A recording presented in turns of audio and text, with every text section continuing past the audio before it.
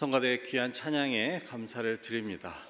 우리 모두 성가대가 찬양한 것 같이 반석 위에 굳건하게 서는 우리 믿음의 인물들 모두 되시기를 주님의 이름으로 축원합니다.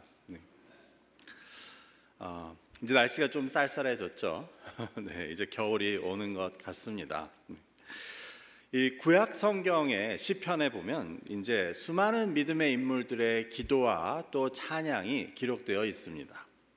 그래서 우리는 시편을 읽으면서 그들의 믿음에 대해서 또 배우고 또 그들의 상황과 또 오늘날 우리가 처한 상황의 연결고리를 찾아 우리를 돌아보기도 하고 때로는 그걸 통해 용기를 받기도 하고 또 지혜를 얻기도 합니다. 그런데 이 시편에 나오는 기도나 찬양의 특징은 우리가 그 기도나 찬양이 나오게 된 배경이나 그 상황을 모르는 경우가 많다는 것입니다. 어떤 시편들은 그 시편을 누가 썼는지 아니면 어떤 상황에서 쓰여졌는지를 알 수 있는 것들도 있습니다. 예를 들어 시편 3편의 경우는 다윗이 지었는데 그 아들 압살롬으로부터 도망하면서 지은 시라고 되어 있습니다.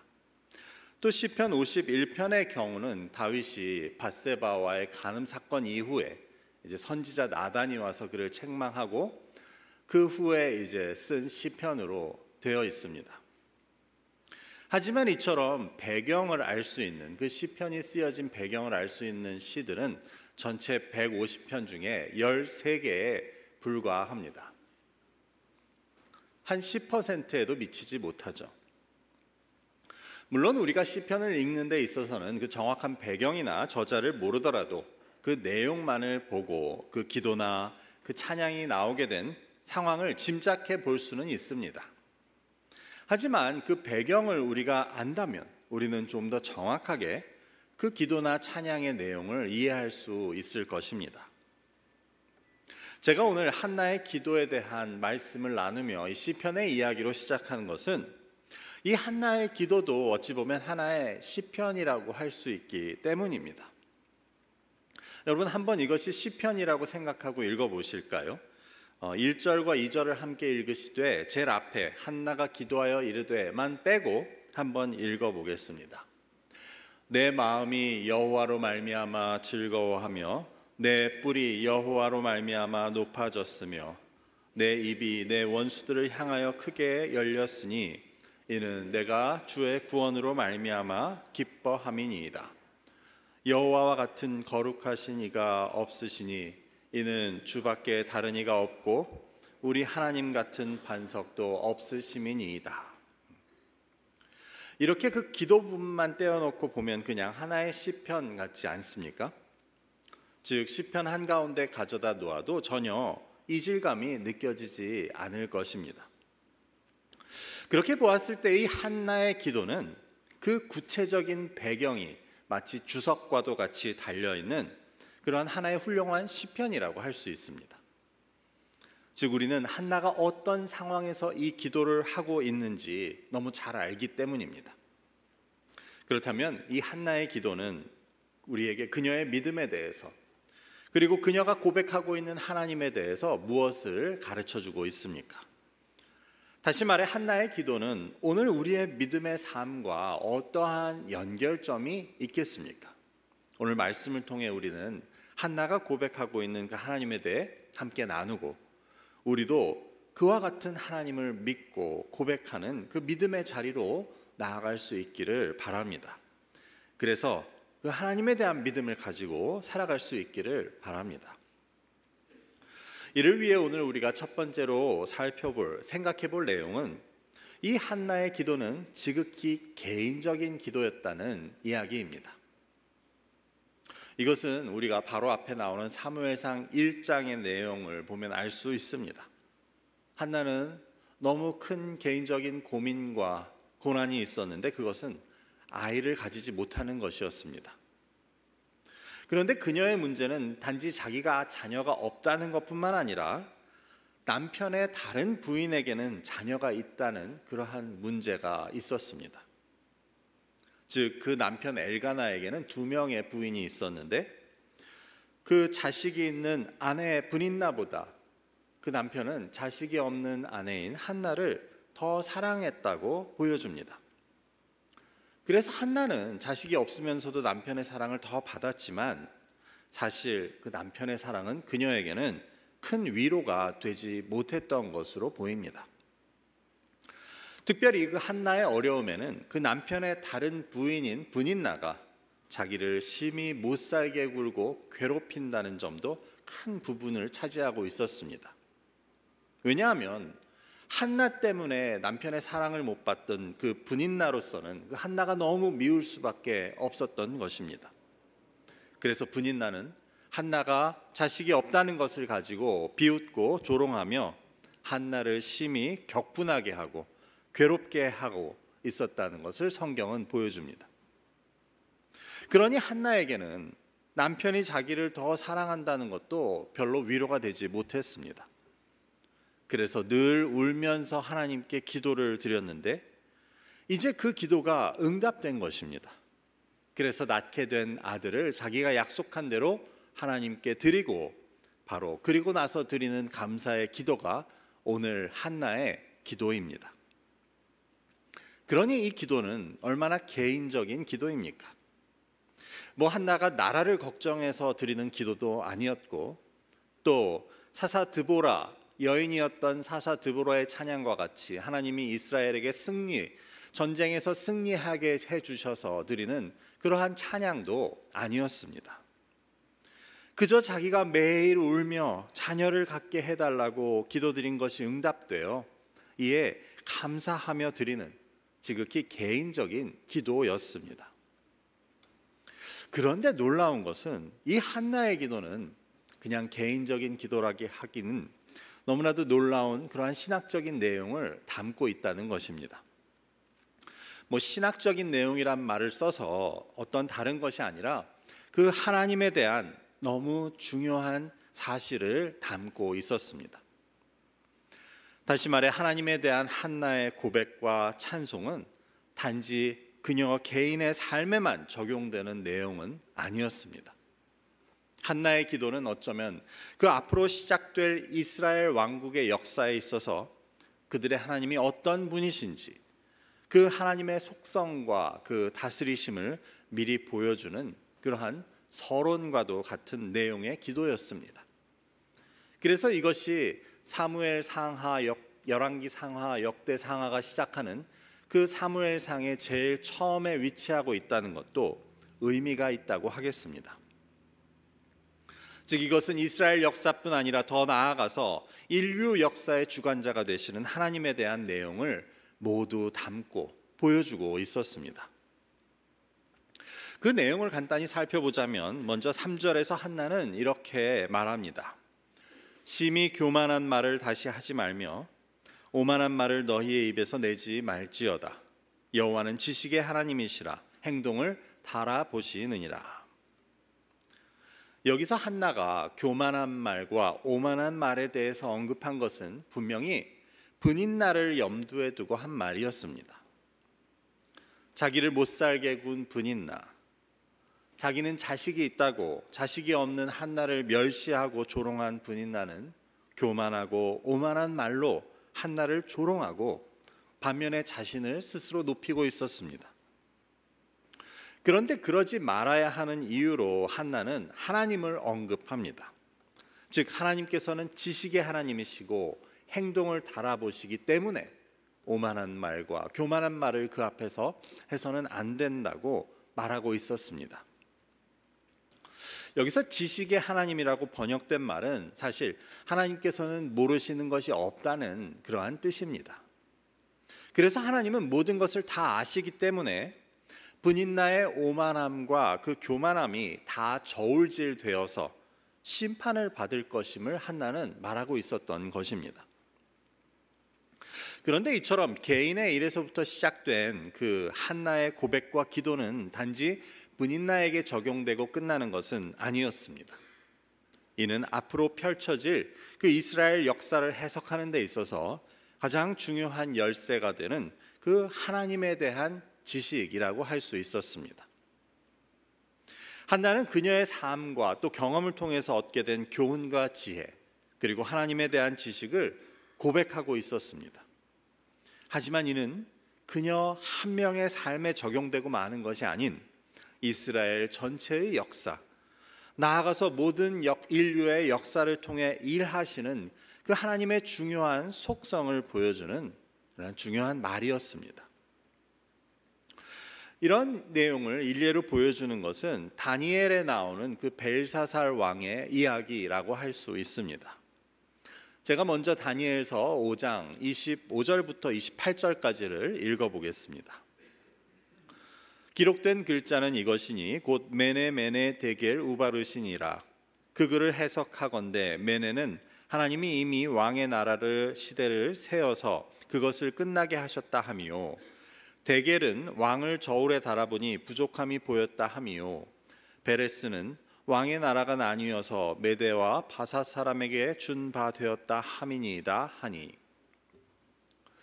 이 이야기는 다니엘이 그 벨사살 왕의 잔치 중에 벽에 갑자기 나타난 글자를 해석하는 데서부터 나옵니다. 그런데 그 말 중에는 왕을 저울에 달아보니 부족함이 보였다라는 뜻의 문장이 있었습니다. 이것은 한나가 말한 즉 여호와는 행동을 달아보신다라는 것과 같은 내용임을 우리는 알게 됩니다. 즉 사람의 행위나 말, 그 됨됨이가 저울에 달아 보여지는 것으로 표현한 그러한 말입니다.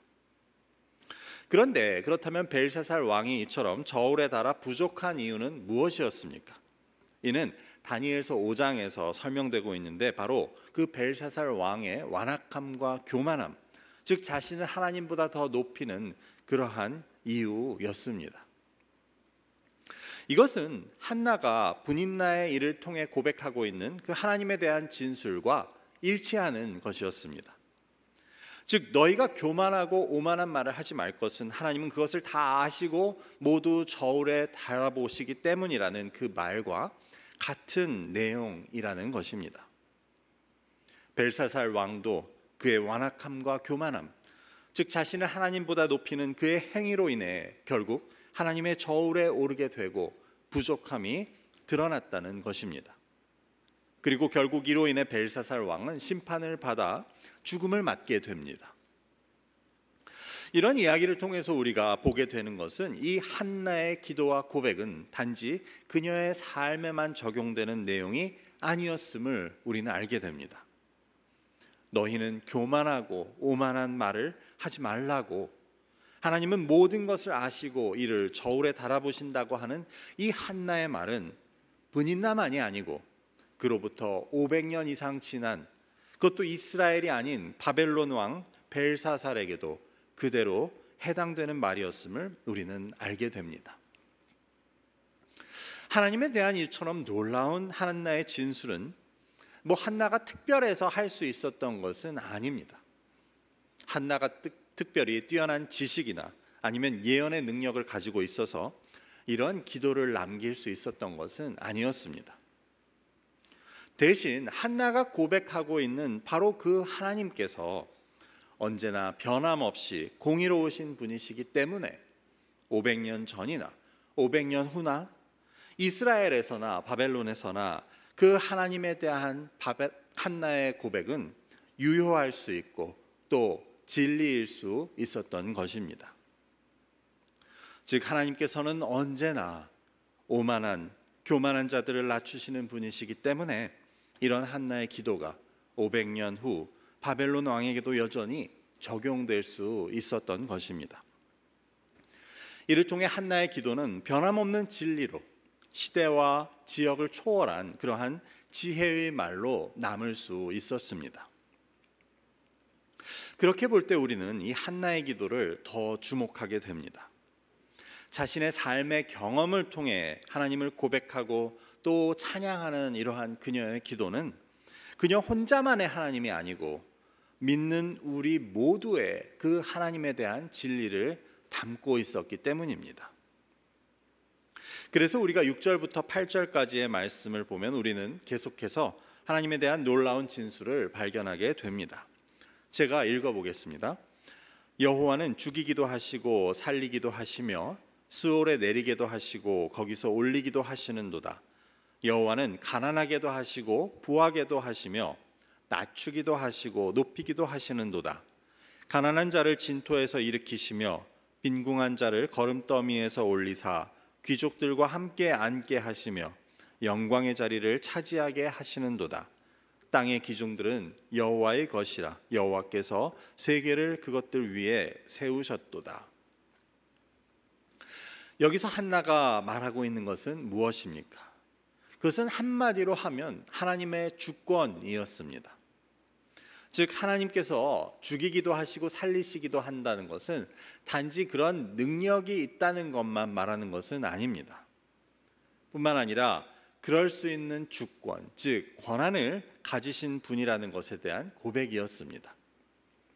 그래서 죽이고 살리는 것뿐 아니라 가난하게도 하시고 부하게도 하시고 낮추기도 하시고 높이기도 하시는 것이 다 하나님께 달렸다는 것을 한나는 고백하고 있었습니다. 이 역시 그녀는 그녀의 개인적인 경험에서부터 나온 그러한 고백과 기도였습니다. 즉 분인나는 자기가 가진 자녀로 인해서 스스로 한없이 높아져 있었고 한나는 그 앞에서 한없이 비참하고 낮아질 수밖에 없었습니다. 하지만 하나님의 주권에 의해 그 높아졌던 분인나는 낮추시고 낮았던 자신을 높여주신 그 하나님을 한나는 고백하고 있었던 것입니다. 우리는 이런 하나님의 주권에 대한 고백을 누가복음 1장에 나오는 다른 여인, 즉 마리아의 노래를 통해서도 보게 됩니다. 마리아 역시 그녀의 삶에 임한 그 하나님의 은총으로 인해서 이렇게 노래합니다. 누가복음 1장 51절부터 53절까지의 말씀입니다. 그의 팔로 힘을 보이사 마음의 생각이 교만한 자들을 흩으셨고 권세 있는 자를 그 위에서 내리치셨으며 비천한 자를 높이셨고 줄이는 자를 좋은 것으로 배불리셨으며 부자는 빈손으로 보내셨도다. 이처럼 마리아는 주께서 그의 비천한 여종을 돌아보셨고 그래서 이제 후로는 나를 복되다 하리로다 라고 하면서 그 하나님께서는 교만한 자를 흩으시고 권세 있는 자는 내리치시고 비천한 자와 줄인 자를 높이시는 분이라고 그 하나님의 주권을 찬양하고 있었습니다. 만일 하나님께서 이처럼 죽이고 살리고 또 낮추고 높이고 하는 능력이 있으시지만 이런 능력을 무작위로 사용하신다면 어떻겠습니까? 고대 가나안이나 아니면 그리스나 로마의 신들은 때로는 아주 변덕스러운 신들로 묘사되고 있습니다. 변덕스러운 그들이 만일 이런 죽이고 살리는 주권을 행사한다면 이 세상은 혼란과 공포에 휩싸이게 될 것임을 우리는 쉽게 상상해 볼 수 있습니다. 그런 의미에서 하나님께서 능력과 주권을 가지신 분이라는 사실 못지않게 중요한 것은 그 하나님께서는 공의로운 하나님이라는 그러한 믿음이었습니다. 그래서 공의로운 하나님께서는 악한 자와 교만한 자는 낮추시고 반면에 선한 자들을 일으키시고 살리실 것이라고 한나는 고백한 것입니다. 오늘 본문의 9절의 말씀을 제가 읽어보겠습니다.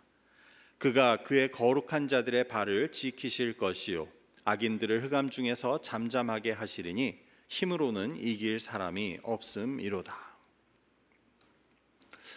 우리가 오늘날의 현실을 보면 능력과 주권을 가진 자들이 의롭지 못해서 일어나는 문제들이 얼마나 많습니까?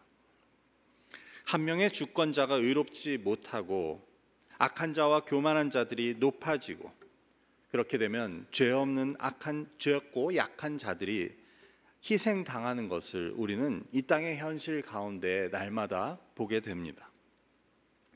그런 의미에서 우리의 하나님이 의로우신 분이라는 것은 한나에게 있어서도 가장 중요한 사실이었습니다.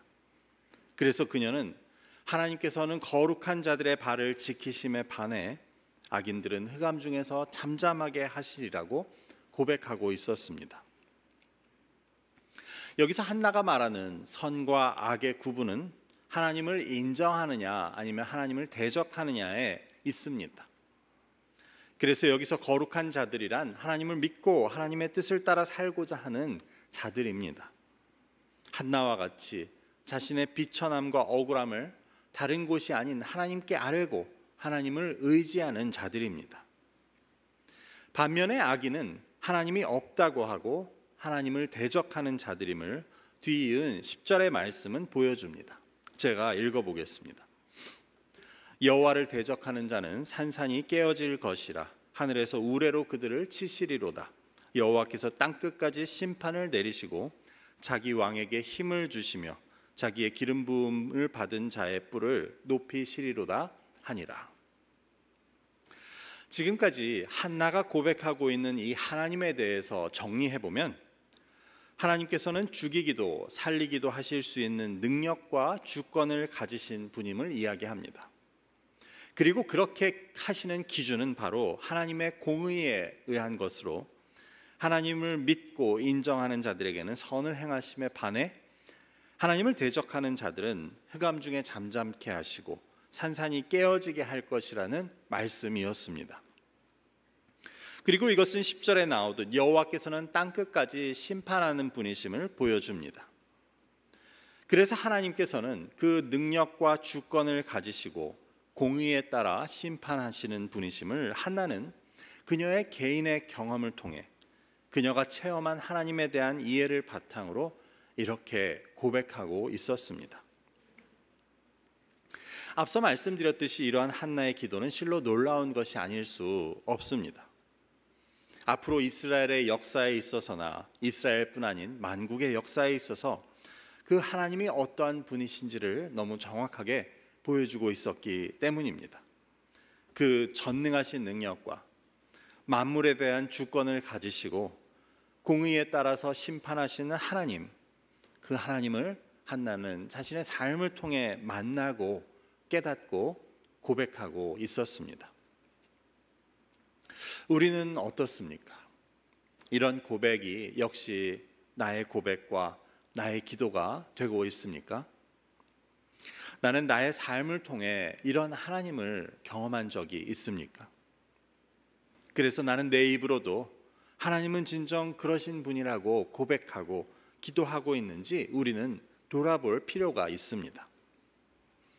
하나님은 전능하신 능력과 만물에 대한 주권을 가지시고 공의에 따라서 심판하시는 하나님임을 나는 정말 알고 믿고 있는가 하는 질문이 필요합니다.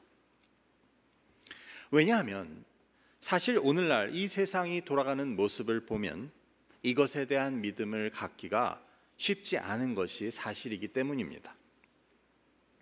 분명히 하나님께서는 전능하신 능력과 만물에 대한 주권을 가지시고 왕을 세우기도 하시고 패하기도 하시고 높은 자를 낮추시고 낮은 자를 높이시는 분이신데 오늘 이 세상은 왜 악이 득세하고 선하고 약한 자들이 희생되는 그 일들이 그치지 않는지에 대한 의문이 생길 수밖에 없기 때문입니다. 하지만 이는 사실 한나의 시대에도 마찬가지였습니다. 당시 제사장 엘리의 아들들은 성전에서 섬기는 여인들과 잠자리를 같이 하고 또 백성들이 하나님께 가져온 그 제물 중에서 가장 좋은 것들을 그 제사장의 아들들이 취하고 있었습니다. 또한 그녀가 있었던 그 사사시대의 특징은 왕이 없으므로 모두가 자기 좋은 대로 하고 있었다고 성경은 기록합니다. 이는 한마디로 말하면 무법천지의 시대였다는 말입니다. 하지만 그러한 상황 속에서도 한나는 이렇게 귀하고 의미 있는 기도를 남기고 있었습니다. 그래서 자신이 믿는 하나님에 대해 고백하고 있었습니다. 왜냐하면 그 당시의 현실에도 불구하고 그녀는 자신이 경험한 그 전능하시고 공의로우신 주권자이자 심판자이신 하나님에 대한 믿음이 있었기 때문입니다. 그래서 오늘 우리 역시 우리의 현실에도 불구하고 우리가 하나님에 대한 이 한나와 같은 고백을 할 수 있는지를 우리는 도전받게 되는 것입니다. 시편 73편은 그 다윗 시대의 성가대의 지휘자 중 한 명이었던 아삽이 지은 것으로 되어 있습니다. 그런데 그 역시 보면 자신의 시대를 보며 고민이 많았습니다. 시편 73편의 2절과 3절을 읽어보겠습니다. 나는 거의 넘어질 뻔하였고 나의 걸음이 미끄러질 뻔하였으니 이는 내가 악인의 형통함을 보고 오만한 자를 질투하였음이로다. 즉 그가 시험에 든 것은 악인이 형통하고 오만한 자가 잘 되고 있는 그러한 현실 때문이었습니다. 여기서 악인과 오만한 자라는 말이 나오는데 이는 한나의 기도에도 나오는 단어들입니다. 그런데 그 악인과 오만한 자들은 뭐라고 말하고 있었습니까? 시편의 11절을 읽어보겠습니다. 말하기를 하나님이 어찌 알랴 지존자에게 지식이 있으랴 하는도다.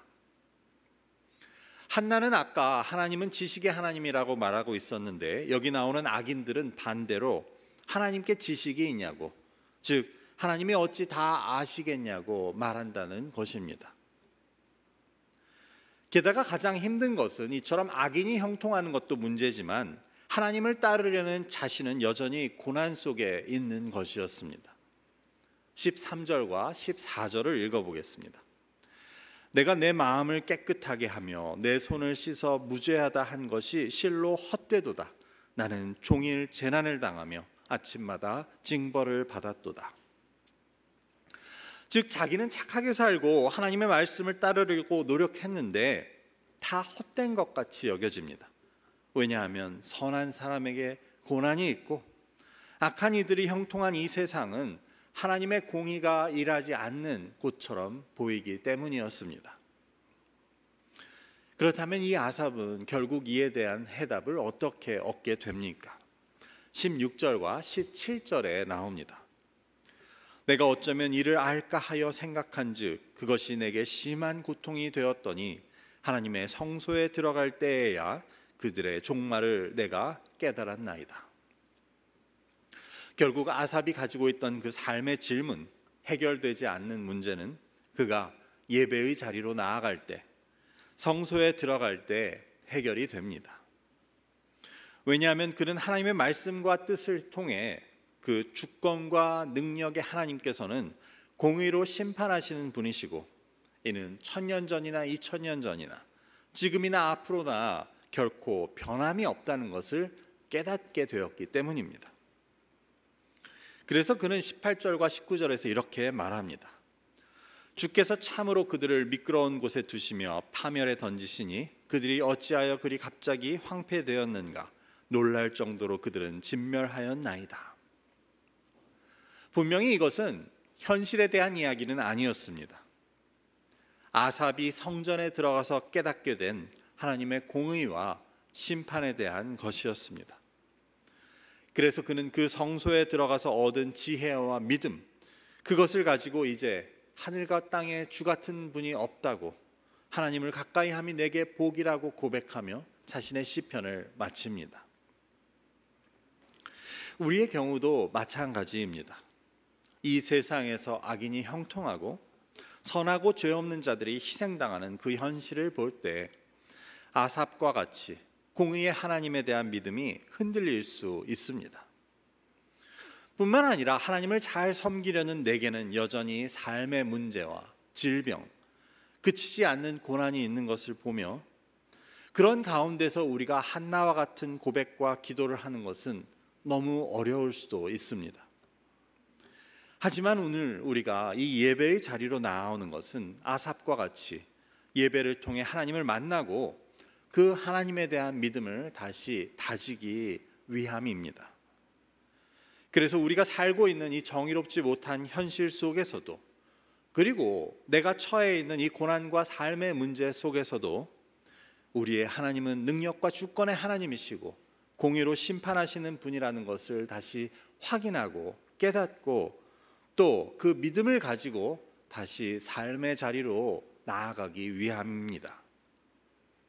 단지 나아가는 것뿐 아니라 나아가서 그 주님의 주권과 능력, 공의의 심판에 대한 믿음으로 현실을 이겨내고 또한 이런 주님을 증거하고 전하는 그런 자들이 되어야 하는 것입니다.